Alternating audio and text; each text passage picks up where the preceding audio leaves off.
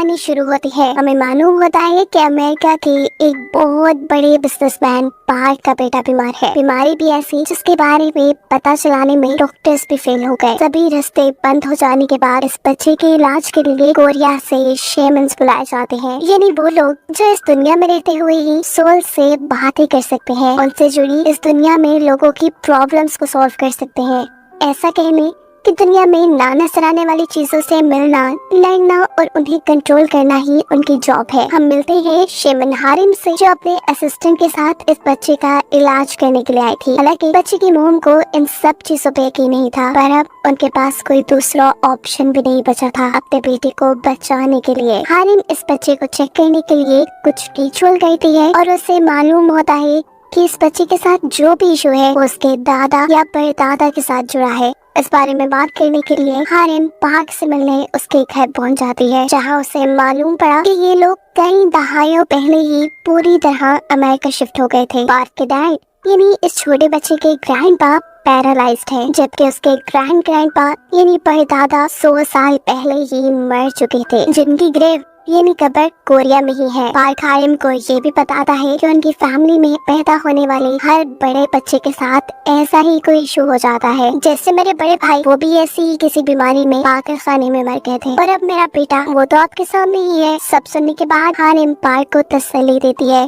कि सब ठीक हो जाएगा, लेकिन उनको और भी लोगों की मदद की जरूरत पड़ेगी। मसला थोड़ा बड़ा है, इन्हें कोरिया भी जाना पड़ सकता है। सीन कट होकर हम कोरिया में किम से मिलते हैं। ये फेंग शुई एक्सपर्ट हैं। उनका काम था मरने वाले लोगों के लिए ऐसी जगह ढूंढना जहाँ दफन होने के बाद उनके सोल्स को आराम और सुकून मिल जाए, वहाँ उन्हें कोई प्रॉब्लम ना हो। अगर सोल्स को कोई प्रॉब्लम होती है तो वो अपनी फैमिलीज को तंग करती है। जैसे अभी भी एक ओल्ड लेडी अपने घर वालों के ख्वाब में आकर उन्हें तंग करने लगी थी, लेकिन किम के मुताबिक उनका मसला ग्रेव नहीं थी। असल में उस ओल्ड लेडी के ग्रैंडसन ने उसके दांतों को छुपा लिया था, जिसकी वजह से वो नाराज थी। उस ओल्ड लेडी के दांत वापस रखने पर प्रॉब्लम सॉल्व हो जाती है, जिसके बाद हम देखते हैं यही इसी ग्रेवयार्ड यानी कब्रिस्तान के अंदर किम से हारिम मिलने आई है। हारिम उन्हें पार्क के बारे में बताती है, जो बहुत ही ज्यादा अमीर बिजनेसमैन है, लेकिन उनकी फैमिली में एक बहुत ही अजीब इशू है कि उनके घर पैदा होने वाला हर बड़ा बेटा बीमार रहता है,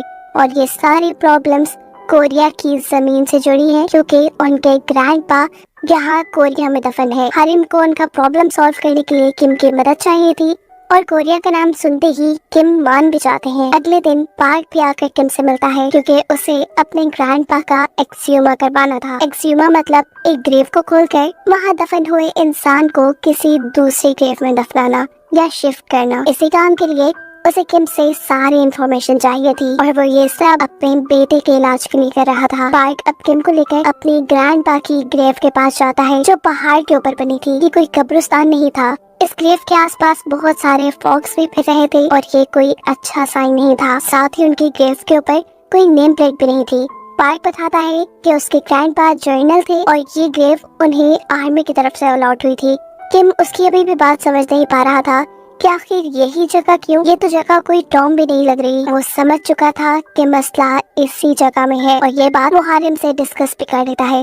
वो हारिम से कहता है यहाँ पे बहुत कुछ इविल है, बहुत कुछ शैतानी है, और इन नेगेटिव पावर्स को मैं सेंस कर पा रहा हूँ। साथ ही किम हारिम से यहाँ काम करने को भी मना कर देते हैं, क्योंकि उन्हें लग रहा था कि अगर यहाँ उन्होंने काम किया तो उनकी जान को भी खतरा हो सकता है। ये सुनकर हारिम भी परेशान हो जाती है। खैर, रात में दोबारा हारिम, किम और पार्क की मीटिंग होती है, जहाँ किम इन दोनों से शेयर करता है कि जल्द ही उनकी बेटी की शादी होने वाली है, जो सुनकर पार्क इमोशनल हो जाता है और उन्हें बताता है कि मेरा बेटा है और वो मरने वाला है। उसके ये लफ्ज हारिम और किम दोनों को ही इमोशनल कर गए थे, इसलिए हारिम फैसला कर लेती है कि वो पार्क की मदद जरूर करेगी, और किम से कहती है कि हम उस ग्रेव को डिग करने के लिए वहाँ पर एक रिचुअल कर सकते हैं, एक ऐसा रिचुअल जिससे वहाँ का इवल भटक जाए और फिर आप लोगों का काम आसान हो जाए। यह आइडिया किम को भी बेहतर लगा था, इसीलिए वो भी एक्सह्यूमेशन के लिए मान गए थे। अगले दिन एक्सह्यूमेशन का काम शुरू हो जाता है, जिसमें यहाँ पर पार्क की आर्ट भी थी, क्योंकि वो ग्रैंडपा की डॉटर थी। उनके साइन और उनके परमिशन के बगैर ग्रेव डिग नहीं की जा सकती थी। हारिम यहाँ पर रिचुअल का सारा सामान मिले आई थी, जिसमें 5 पिग्स भी थे। उन 5 लोगों के लिए सेक्रीफाइस जो ये ग्रेव डिग करने वाले थे। एक तरफ ग्रेव की खुदाई का काम शुरू होता है तो दूसरी तरफ हारिम ईवल को डिस्ट्रैक्ट करने के लिए पावरफुल रिचुअल्स करना शुरू कर देती है, जिसमें बहुत से लोग उसका साथ दे रहे थे। जोर जोर से गाने बजाने के साथ हारिम अपना ड्राउना डांस करते हुए छुरियों और चाकुओं से खेल रही थी। ऐसा करते हुए वो अपने मुंह पर कट भी लगा देती है, फिर पास में लगे हुए पिग्स की बॉडीज को काट कर उनका खून पीती है। उसका ये ड्राउना रिचुअल तब तक चलता रहा जब तक ग्रैंडपा की हड्डियों को निकाला नहीं गया। हड्डियों को कब्र से निकालने के बाद एक मजदूर कब्र के अंदर इंसानी सर वाला सांप देखता है, जो कि बहुत ही गलत साइन था, और इससे भी गलत ये कि वो किसी को भी बताए बगैर उसे मार चुका था। ऐसा करते ही वहाँ मौसम खराब हो जाता है। किम, जिसने ग्रैंडपा की हड्डियों को क्रिमेट यानी जलाने का फैसला किया था, उनका ये काम भी रुक जाता है। हालांकि वो ये काम जल्दी करना चाहते थे क्योंकि उनका मानना था कि ग्रैंडपा की सोल हड्डियों से जुड़ी है, जिन्हें जलाने पर ही उन्हें सुकून मिल सकता है। किम ने क्योंकि यहाँ पर बहुत कुछ नेगेटिव देख लिया था, इसीलिए पास के गांव में वो ग्रैंडपा के मज़ार के बारे में इंफॉर्मेशन इकट्ठी करने जाता है। जहाँ जाने पे इन्हें मालूम हुआ कि ज्यादा लोगों को तो उस मज़ार यानी ग्रैंडपा की ग्रेव के बारे में कुछ पता ही नहीं, और अगर कुछ लोगों को पता था तो ये बात कि उनकी ग्रेव खजाने से भरी है। जिसके लालच में एक आदमी, जिसे मालूम हुआ कि ग्रैंडपा की ग्रेव की खुदाई हुई है, वो ग्रैंडपा का कॉफिन खोल देता है, जिसके नतीजे में उससे वे पागल ग्रैंडपा की सोल आजाद हो चुकी थी। और ये सबसे बड़ा और खतरनाक काम हुआ था। शुक्र था कि हारिम ने उसे देख लिया। अब एक होप तो है कि वो सबको इस खतरे से बचाने की ग्रैंडपा की सोल को कंट्रोल करने के लिए वो एक रिचुअल करना शुरू कर देती है, लेकिन शायद ये जाया हो रहा है क्योंकि ग्रैंडपा की सोल अपने घर भी जा चुकी है। घर यानी अमेरिका, जहाँ पर पार्क की फैमिली रहती थी। वहाँ जाते ही वो अपने बेटे और उसकी वाइफ को मार देते हैं, जिसके बाद ग्रैंडपा की स्पिरिट ने पार्क को भी हॉल्ट करना यानी डराना शुरू कर दिया था। पार्क बहुत ज्यादा डरा हुआ था। उसी टाइम उसे किम की कॉल आती है। फोन पे किम उसे समझा रहा था कि ग्रैंडपा की सोल आजाद हो गई है, उसने तुम्हारे पेरेंट्स को भी मार दिया है और वो अब तुम्हें मारने के लिए निकली है, तुम जरूर उससे बच कर रहना। अभी वो फोन पे बात कर ही रहा था कि अचानक दरवाजे पे भी नॉक होना शुरू हो जाता है। पूछने पे पता चलता है कि वहाँ पे भी किम था, फोन पे भी किम और दरवाजे पे भी किम। फोन वाला किम पार्क से कहता है कि तुम दरवाजा बिल्कुल ना खोलना, हो सकता है वो ग्रैंडपा की सोल ही हो, तुम अपना ध्यान रखना, मैं जल्दी तुम तक आ रहा हूँ। लेकिन हाँ, तुम विंडो खोल सकते हो। किम की बात मानते हुए वो दरवाजा तो नहीं खोलता, लेकिन खिड़की खोल देता है, जहाँ से सोल अंदर आ जाती है। मतलब ये सारी चाल उसी ग्रैंडपा की सोल ने चली थी। फोन पे ग्रैंडपा की सोल बात कर रही थी और दरवाजे के दूसरी तरफ किम था, असल किम जो पार्क को बचाने आ रहा था। दरवाजे वाला यानी असली किम जब होटल के स्टाफ से चाबी लेकर पार्क के रूम के अंदर जाता है तो देखता है कि पार्क पूरी तरह सोल से पोसेस हो चुका था। पोसेस हुए पार्क के जरिए ग्रैंडपा किम को बताते हैं कि वो अपनी फैमिली के ही पीछे क्यों पड़े हैं। असल में जब अमेरिका और जापानीज के दरमियान में वॉर शुरू हुई थी तो ग्रैंडपा ने अपने ही लोगों के साथ गद्दारी करके बहुत पैसा कमाया और उसी पैसे की वजह से उनकी पूरी फैमिली अमेरिका जाकर बस गई। लेकिन जिनकी वजह से वो अमीर हुए, उनका स्टेटस चेंज हुआ, उनको कभी इन लोगों ने आकर पूछा ही नहीं, न कभी इनकी ग्रेव पे आए, न प्रे की उनके लिए। इसी वजह से वो इतना गुस्सा थे कि इनकी आंखों के सामने ही वो अब पोजेस हुए पार्क को जान से मार देते हैं। मरते मरते पार्क किम से कहकर जाता है कि किसी बड़े जानवर ने, जैसे शेर ने, एक लोमड़ी की हड्डी निकाली है। इस बात का मतलब किम को बिल्कुल नहीं समझ आया था, लेकिन अब ग्रैंडपा के सोल पार्क को मारने के बाद अपनी बेटी और पार्क के बेटे को मारने के लिए निकल चुके थे। उनको रोकने का किम के पास सिर्फ एक ही तरीका था कि वो हारिम से कहें कि ग्रैंडपा की हड्डियों को जला दो। लेकिन हड्डियों को जलाने के लिए ग्रैंडपा की बेटी की परमिशन चाहिए थी। किम फौरन उन्हें कॉल करता है और उन्हें बताता है कि ग्रैंडपा की सोल अब उस छोटे बच्चे को मारने के लिए जा रही है, जिसका कोई कसूर नहीं। उसकी जान बचाने के लिए हमें ग्रैंडपा की हड्डियों को जलाना पड़ेगा, एक्सह्यूमेशन के बजाय, यानी किसी और कब्र में दफनाने के बजाय, जिसके लिए ग्रैंडपा की बेटी मान जाती है और ग्रैंडपा की हड्डियों को जला दिया जाता है। ऐसे हड्डियां जलने के साथ ही ग्रैंडपा की सोल खत्म हो जाती है और इन सब को आजादी मिल जाती है। लेकिन कहानी ग्रैंडपा की सोल तक ही खत्म नहीं हुई थी। इस कहानी में अभी एक बहुत बड़ा ट्विस्ट है। ग्रैंडपा के सोल के चले जाने के बाद किम एक ऐसे आदमी से मिलता है जिसने ग्रैंडपा की कब्र खोदने का काम किया था। उसके ख्वाब में बड़े बड़े इंसानी सर वाले सांप उसे डरा रहे थे। डरते हुए वो आदमी कहता है कि वो सांप मुझे मार देंगे। किम उससे पूछते हैं ये सब कब से हो रहा है। आदमी बताता है तभी से जब मुझे ग्रैंडपा की ग्रेव के अंदर वो इंसानी सर वाला स्नेक मिला था जिसका सर काट कर मैंने उसे मार दिया। सारी बात की सच्चाई जानने के लिए किम दोबारा ग्रैंडपा की ग्रेव पे जाता है जहाँ उसे वो मरा हुआ सांप मिल भी गया था। उसका सर किसी फीमेल जैसा था जिनको बहुत ज्यादा इविल यानी शैतानी माना जाता है। कुछ ना सोचते समझते हुए किम जब इस कब्र को और ज्यादा खोलता है तो इसी कब्र के नीचे उसे एक खड़ा हुआ कॉफिन मिलता है जिसे देखते ही वो हारिम और उसके सभी साथियों को यहाँ बुला लेते हैं। ये सब मिलकर उस कॉफिन को बाहर निकाल लेते, लेकिन अभी तक ये लोग ये बात समझ नहीं पाए थे कि आखिर क्यों ग्रैंडपा की ग्रेव के नीचे इस कॉफिन को खड़ा किया गया था। ये कॉफिन चारों तरफ से सील था। फिलहाल आधी रात का वक्त था। ये लोग इस कॉफिन का कुछ कर भी नहीं सकते थे, इसलिए पास के एक टेम्पल में ये लोग इस कॉफिन को रखने का फैसला करते हैं। ये भी हो सकता था कि इस कॉफिन में कोई इवल स्पिरिट हो, वो आसानी से निकल ना जाए, इसलिए हारिम खून और चावलों के साथ यहाँ अजीबोगरीब रिचुअल करती है और उस कॉफिन को सील करके ये लोग यहाँ से चले जाते हैं। इस सारी मिस्ट्री की कहानी जानने के लिए किम और हारिम अब जाते हैं ग्रैंडपा की डॉटर के पास और उससे पूछते हैं कि आखिर ग्रैंडपा की ग्रेव के नीचे ये इतना बड़ा कॉफिन क्यों खड़ा किया गया था। जवाब में ग्रैंडपा कहती है वो गद्दार कैसे हो सकते हैं, वो तो कोरियन थे ही नहीं, वो तो खुद जापानीज थे। कंफ्यूजन और भी ज्यादा बढ़ जाती है कि आखिर फिर जापानीज लोगों ने उन्हें यहाँ क्यों दफन किया। सीन कट होकर हम हारिम के असिस्टेंट को देखते हैं जिससे कोई अजीबो गरीब चीज डरा रही थी। वो कुछ मंत्र पढ़ते हुए अपने डर को काबू में करता है और कॉफिन को चेक करने के लिए जाता है, जहाँ बाहर जाते ही उसे कोई 7 फुट जितना लंबा आदमी दिखाई दे रहा था और वो आदमी किसी इंसान को खा रहा था। इस सारे सीन को देखकर डरते हुए वो हारिम को आवाज देता है। पता चलता है कि हारिम ख्वाब में अपनी ग्रैंड माँ से कुछ सबक ले रही थी क्योंकि उसकी ग्रैंड माँ अपने जमाने की बहुत बड़ी शेमन थी।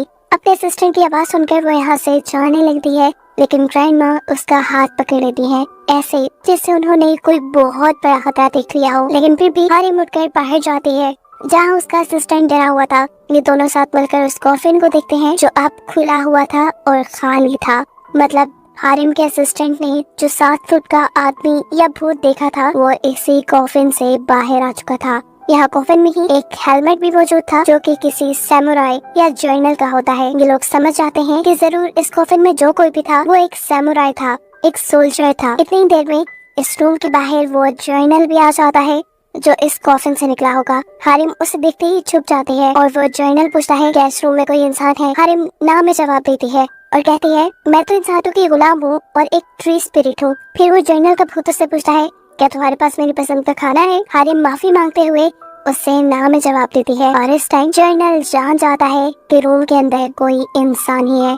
इससे पहले कि वो हारिम पर हमला कर देता उसका असिस्टेंट आकर उसे बचा लेता है और जर्नल पे भी एक नेज़े से हमला करता है, लेकिन इस हमले का उसके ऊपर जरा फर्क नहीं पड़ा था। साफ मतलब था कि वो जर्नल बहुत ही खतरनाक भूत में बदल चुका है क्योंकि अब वो असिस्टेंट को पकड़ कर उसके पेट में अपना हाथ स्टेप करता है और उसकी बॉडी दरमियान से चीर कर फेंक देता है। इससे पहले कि अब ये भूत हारिम को मार देता किम और उसका असिस्टेंट यहाँ आ जाते हैं और इस मर्तबा इस भूत को देखकर इन दोनों की भी हालत बुरी तरह खराब हो चुकी थी क्योंकि आज से पहले उन्होंने कभी ऐसा भूत नहीं देखा था। एक सेकंड गुजरता है और इस भूत को मुर्गे की भांग सुनाई देती है, मतलब सुबह होने वाली थी और ये सोचते हुए वो एक आग का गोला बनकर यहाँ से उड़ जाता है।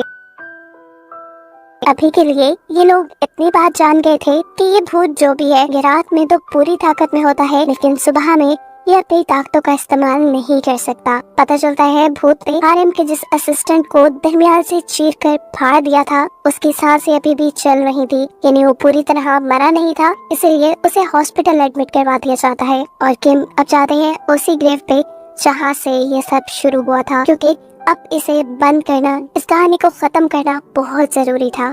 यहाँ हम आसपास के लोगों से मिलते हैं, कुछ पता चलाते हैं, लेकिन खास इन लोगों को कुछ मालूम नहीं होता। दोबारा ये लोग हॉस्पिटल आ जाते हैं जहाँ इन्हें मालूम पड़ता है कि हारिम के असिस्टेंट को होश आ गया है। होश में आने पे उसकी आंखें अजीब थी और ये देखते हुए हारिम और किम को ये पता चल चुका था कि वो पोसेस्ड है। उस बड़े से जर्नल के भूत ने इसे अपना गुलाम बना लिया था।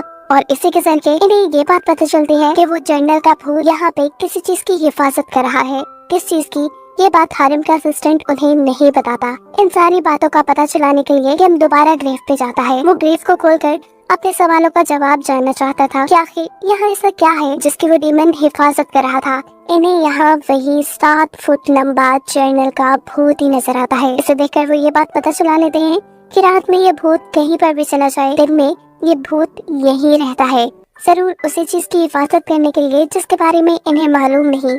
यहाँ खड़े खड़े ही किम को मरते हुए पार्क की एक बात याद आती है। उसने कहा था कि फॉक्स ने टाइगर की रीढ़ की हड्डी पे वार किया है। कोरिया का मैप बिल्कुल टाइगर की तरह दिखता है। ये नहीं, टाइगर तो हो गया कोरिया। अब सीन ये था कि कोरिया को खत्म करने के लिए बहुत से मेटल रॉड्स जमीन में दबाए गए थे, जो कि जापानीज रिचुअल के मुताबिक कोरिया की पॉजिटिव और नेगेटिव एनर्जी को डिस्टर्ब करके कोरिया को खत्म कर देते। इन रॉड्स के बारे में कोरियन शीमर्स को पता चल गया और उन्होंने इन रॉड्स को निकालना शुरू कर दिया।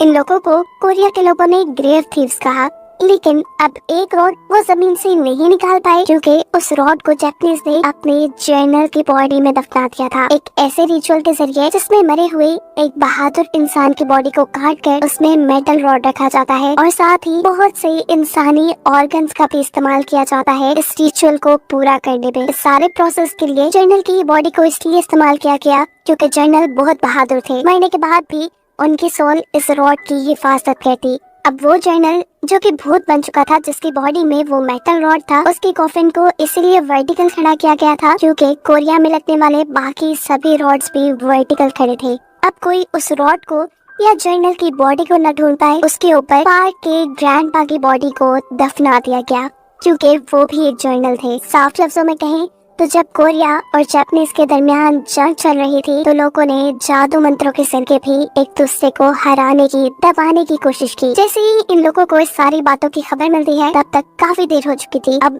रात का वक्त हो चुका था और वो जर्नल जिसके अंदर मेटल रॉड था उसके उठने का भी वक्त हो गया था।